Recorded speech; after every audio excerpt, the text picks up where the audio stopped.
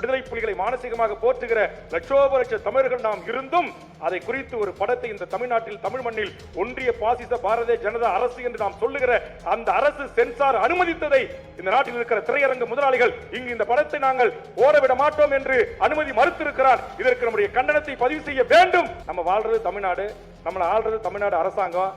ஆனா இந்த பிவிஆர் ஒரு திரையரங்கம், ஒரே ஒரு திரையரங்கம் கூட இந்த சல்லீர்கள் என்கிற படம் நம்முடைய தமிழ் விடுதலை புலிகளுடைய அந்த வீரம் தெரிந்த விடுதலை போராட்டத்தில் அந்த புலிகளுடைய மருத்துவ பிரிவு எப்படி எதிரி காயம்பட்டாலும் கூட அவரை கொண்டு வந்து பங்கருக்குள் வைத்து சிகிச்சை அளித்து அவரை உயிரோடு எதிரியிடம் ஒப்படைக்கிறார்கள் என்பதை காட்டுகின்ற ஒரு மிக மிக அற்புதமான ஒரு படம். அதையும் குறிப்பா தஞ்சாவூர் மாவட்டத்தைச் சேர்ந்த அந்த மருத்துவ டாக்டராக ஒரு பெண் அதில் நடிச்சிருக்கிறாங்க. அந்த பெண் எங்கிருந்தாலும் அவருக்கு இந்த நேரத்தில் நான் கைகூப்பி நன்றி சொல்றேன். அற்புதமா அப்படியே போராளியாவே நடிச்சிருக்காங்க.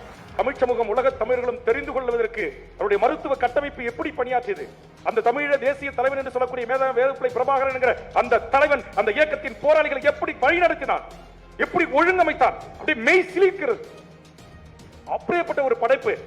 அந்த படைப்பை நேற்றைய தினம் அந்த இயக்குனர் வெளியிடுறாரு. ஒரே ஒரு திரையரங்கு கூட இல்லை.